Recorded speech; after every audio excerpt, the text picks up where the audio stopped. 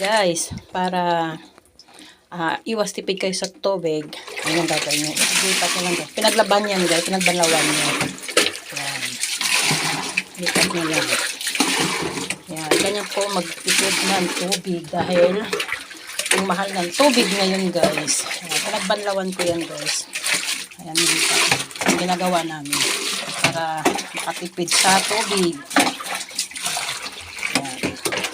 Lipat nyo na yan guys. Pwede din kasi yan guys, pang banlaw, pang dilis sa halaman, pang buhos sa mga pupo ng aso, ihi ng aso, ganyan.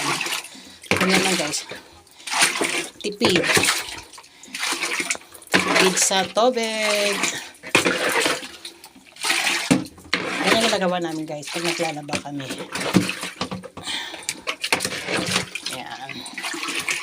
Ayan guys. Thank you for watching. Follow for more.